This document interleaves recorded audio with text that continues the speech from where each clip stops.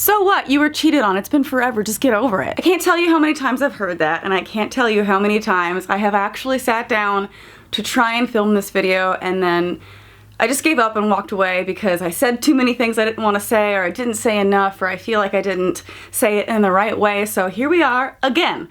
Let's see if this works. When I was on tour, I met a lot of different people who have been through a lot of things. I feel like the main thing that I would get asked was not like what happened or details of my situation. It was more like, how did you move on? How did you recover in the way that you did? Because you're so happy now and you were so low before and now you're up here, and I don't know how I can do the same thing. And I feel like I've been a little bit unfair.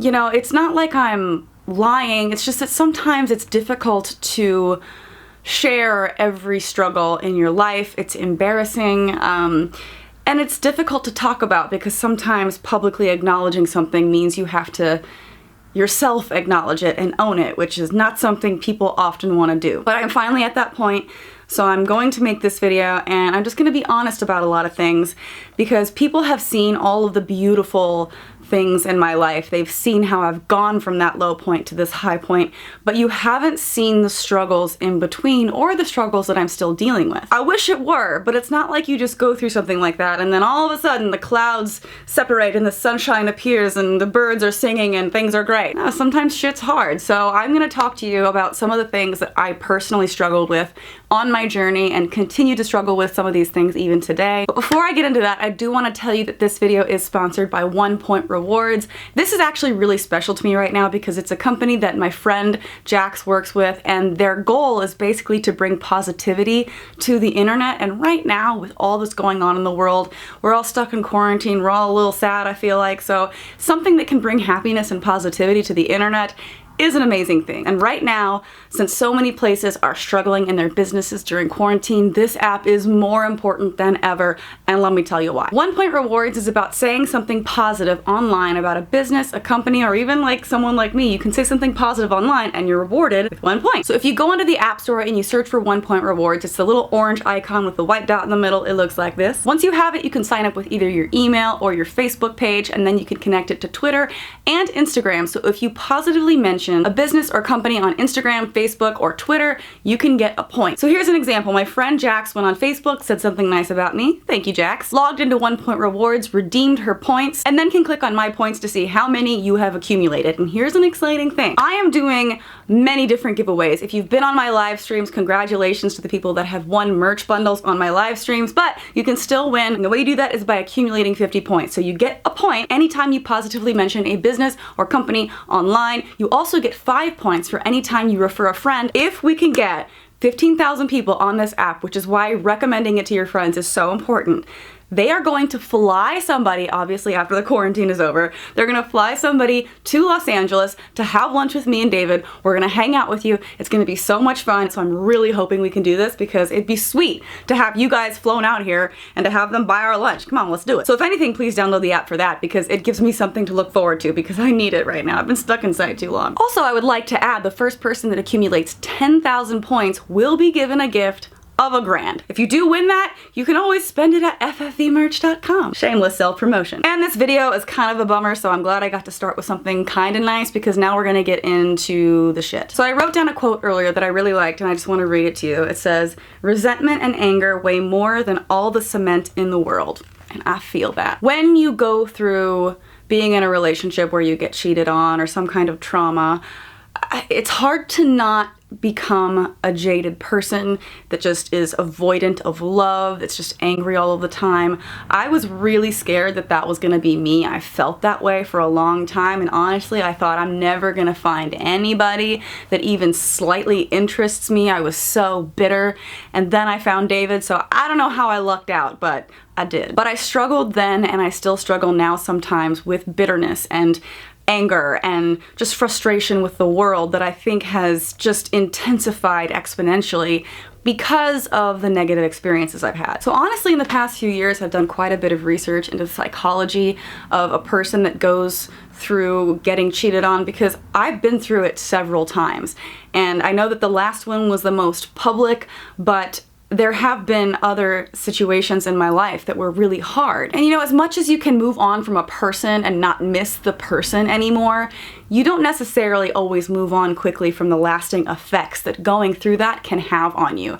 Especially because, man, like, I remember opening up in previous relationships about how I had already felt some degree of just heartbreak and trauma kind of from the experiences I had had prior. And when someone sits there and listens to all that you've been through and promises you that they will not do the same thing and that you can finally trust them, and you let yourself do that and you're wrong, oof, it's really hard. It's really hard to believe that anyone could ever be that for you, that you are even worthy of finding someone. And I truly started to believe that I didn't deserve love, that I was unlovable, and that I in some way must deserve all of these things that were happening to me. And I know people are gonna say, no, you're wrong. But you know, it's like Pavlov. When you hear the bell, you start to drool, even if there's not food there. It becomes a reflex to just think, oh, of course this isn't gonna work out for me, because look at me.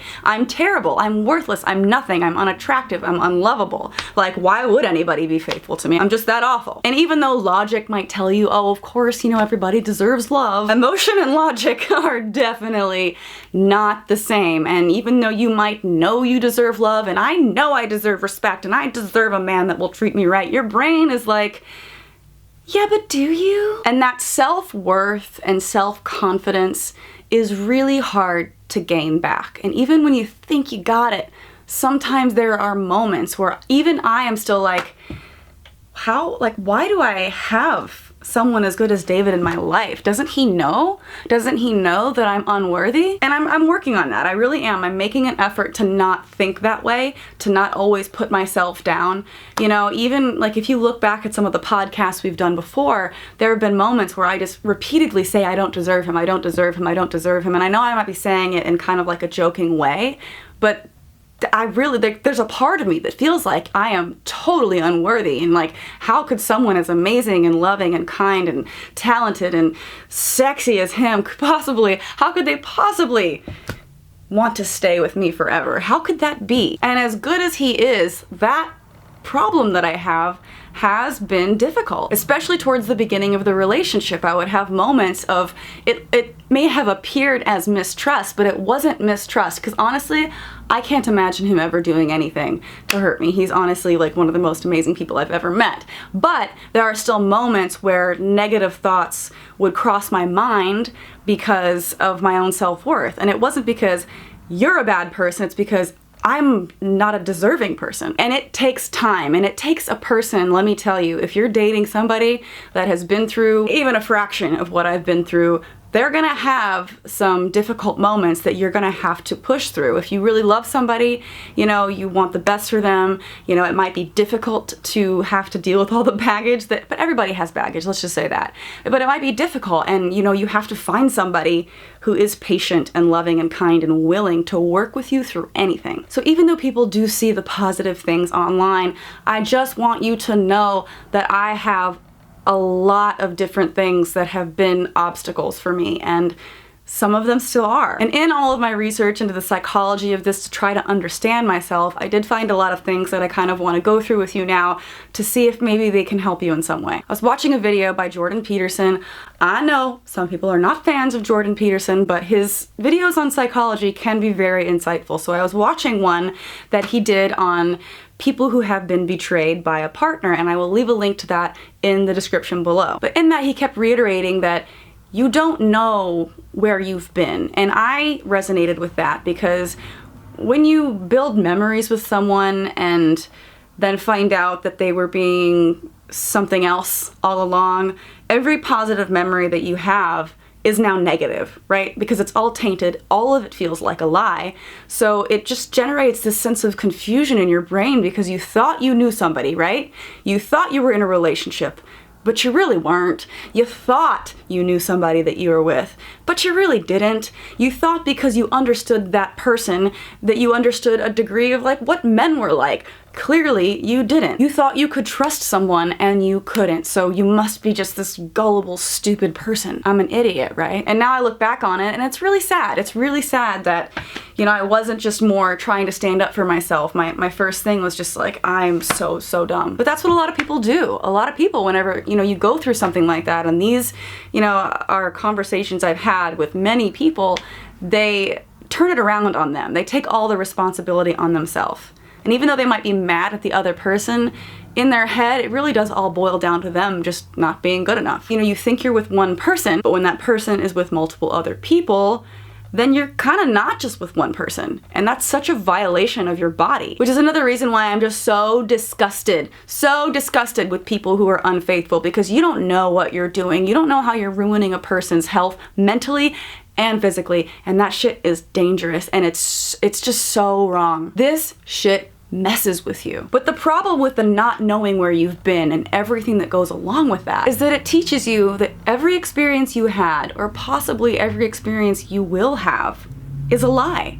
So it makes you a very distrustful person, not only in your own self-worth, but you just kind of start to believe the opposite of the fairy tales you were taught when you were growing up. You're just like, oh, well, things always fail, things always end negatively, I always get cheated on. It creates such severe doubt that leads to a state of chaos, and he kept repeating chaos. And that's important to remember because it comes up in another video that I find to be incredibly important. And it's about infidelity trauma and how it can almost lead to a state of PTSD when you go through enough of or a bad enough situation. It's honestly one of the most insightful videos that explain how I feel, only it does talk about how you would stay with the cheating partner instead of how you would feel moving on and getting into a new relationship. So it didn't completely relate, but honestly a lot of what they said was really helpful. So I will leave a link to that video also in the description below. But it talks about this attachment break that leads to attachment distress, which leads to this sense of primal panic. And when you have this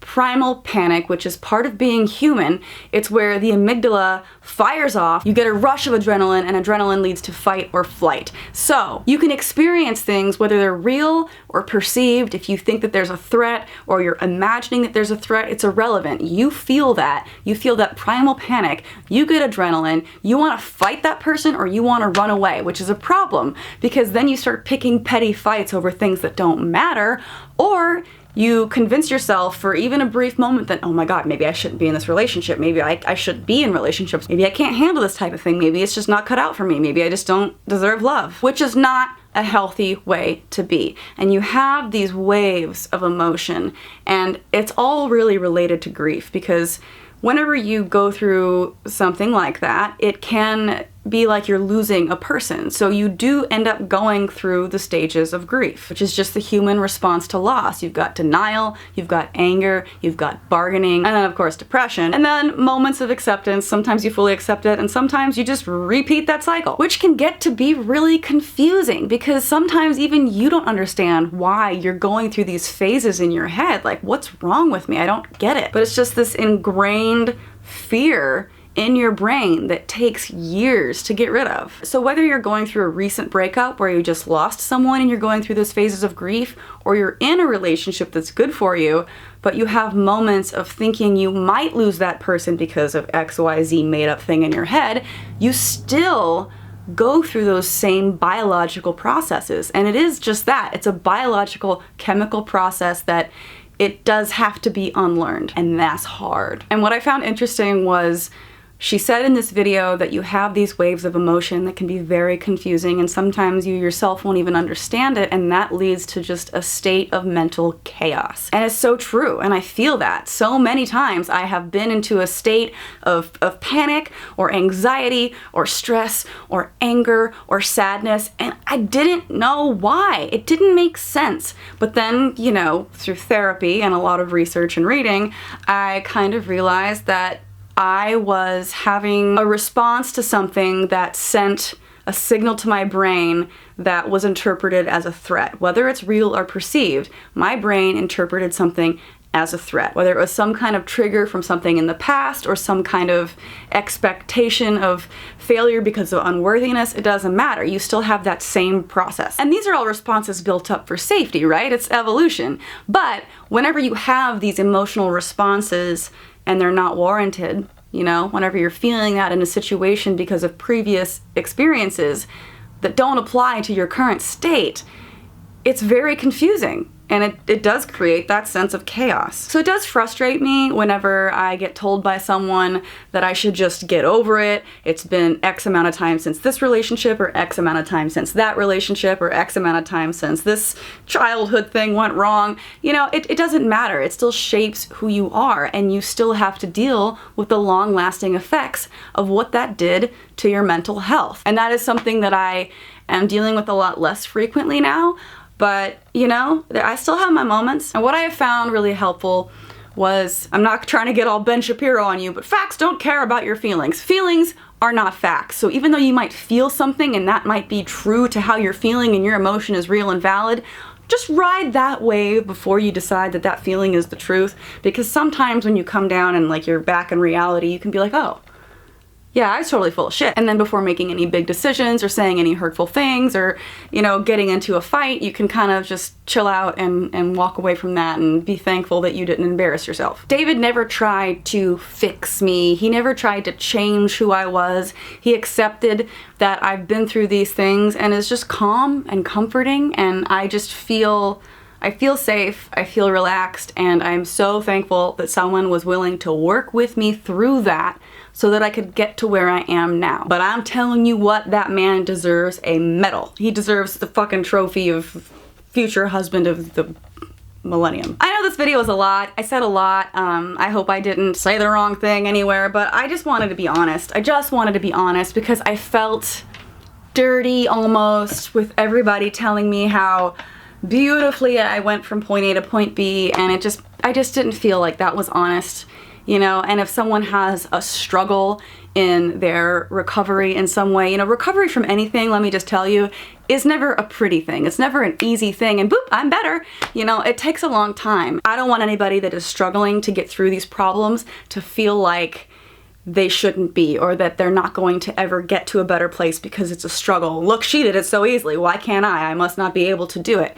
Understand that it wasn't easy. It probably won't be easy for you either, but it can be done. And another reason I wanted to make this video, and this made me so mad, is whenever I was looking up videos on YouTube for advice on this, almost every single one was giving advice that included staying with the partner that cheated on you. Almost all of them. Like, one woman literally said, the easiest way to avoid feeling sad about a breakup is to not break up. And I'm like, pfft. One of my favorite quotes ever from Maya Angelou is, when people show you who they are, believe them. I have too many times in my life seen how bad someone could be and then decided that they've changed. Don't put yourself through unnecessary stress.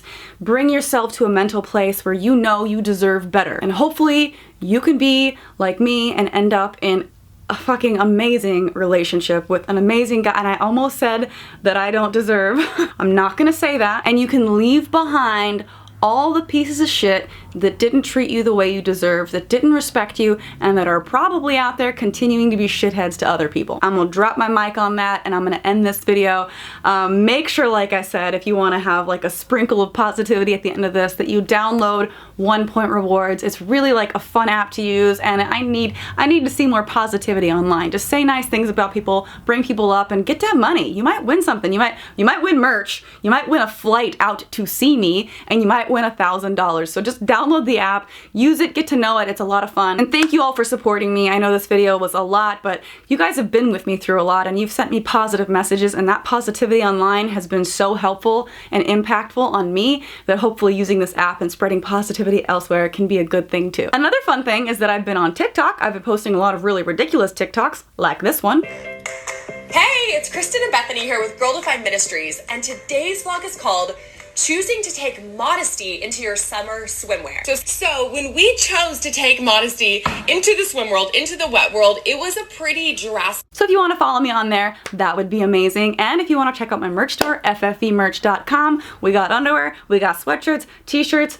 pop sockets, bracelets, oh god, I always forget things, shot glasses, did I already say shot glasses? Tank tops, I don't know. There's a lot of really cool stuff on there, so make sure to check it out. The support is much appreciated. And as always, thank you to all of you who are supporting me me over on Patreon. I truly could not do this without you. YouTube hates me and demonetizes me all the time. So all these amazing people, thank you. And thank you guys for sticking with me through all my shit. To everybody that I met in person that talked to me about this stuff, I hope that making this video did help you. I know I mentioned that I'd probably do this, so here it is. I hope it is everything you hoped it would be. Maybe it was a little TMI, but hey, whatever. That's real.